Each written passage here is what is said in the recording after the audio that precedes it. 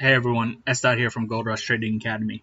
So, a popular question that comes up in most trading communities is how do you set your stop losses? When do you know, how do you know when to stay in a play?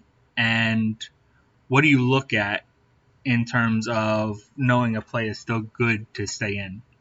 So, first thing, I thought the PayPal from Tuesday would be a good one to go over because it kind of looked bad there for a moment, but it never really gave me a reason to get out. So when I was going over my stocks Tuesday morning, I noticed that PayPal was making kind of a triple tap, which we like playing in Gold Rush. And at the breakout area, we also had an inside day here. So for me personally, inside days are fairly easy to play. What you look at is a break of the previous day high or a break of the previous day low to decide your play. Break of the high, you go for calls. Break of the low, you go for puts. And from there, you go to your outside day and you go to the high and low there because that gives you your first price target. And then you can go back the day before for your low and the day before that for your next high. Now you could get another price target back here because we have a nice little area. And we don't have anything back here. So now we have all of our support and resistances to look at for this play. Now, as we get into it, we can go to the 5 minute and we can watch this kind of play out. So again, we're looking for the break of this line up here for calls, first price target, and then we have another one higher. So what happens is when this opens up, it actually takes off on us, goes pretty fast. And I actually missed the first entry, but I get in on the second one as it goes through.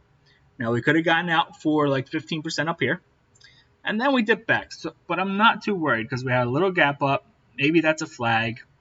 Still not crazy worried. Holds our area of support fairly well. And then you see slight resistance. You get out for 10% here. And now it looks like we might lose our support. So one thing I like to do when we're bouncing on a support like this, I like to check the overall market. And as you can see here, SPY kind of bounced around and then kind of did a little dump. So that means if PayPal dumps with it, I'm okay because the overall market's dumping. And it's not just PayPal. There's not bad news on PayPal. So as you can see, it bounces around similar to SPY, dumps a little bit, and we're going to eventually work our way back up to these lines. And we're going to end up getting over support again and even having a chance to get out at 10%. Now, I wasn't aiming for 10% here. I normally aim for 20 to 30% minimum. So I didn't sell out at 10%.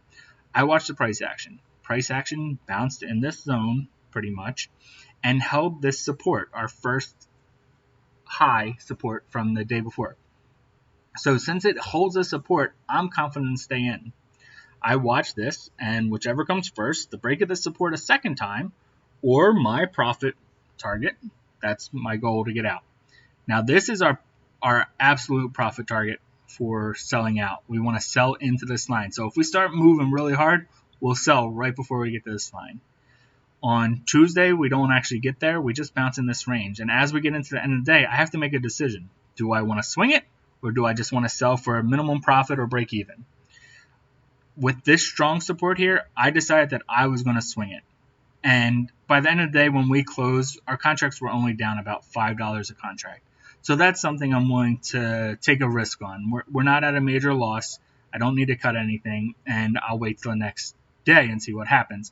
And PayPal had been gapping up the next morning. So I was fairly confident if we could hold this support that we were going to wake up in the morning and have a good sellout opportunity. Which, as we know, what happens, we close basically down on this line, I believe, on one of these lines. And the next morning, we gap up and hit our price target almost perfectly. Maybe we'll let this play out real fast because we're at the end of the day and see what happens. So we're going to open up here in a second, and boom, we're up over, and we look at that. We tap our absolute price target. We sell out, and we get out for 100%. So that's just a quick idea of how I look and play stop losses. I have my support and resistance set up. If it holds my supports, I stay in. If it doesn't, I get out. But I also take in other factors like a market dump that might have caused this little drop. So I hope this helps. And as always, brick by brick.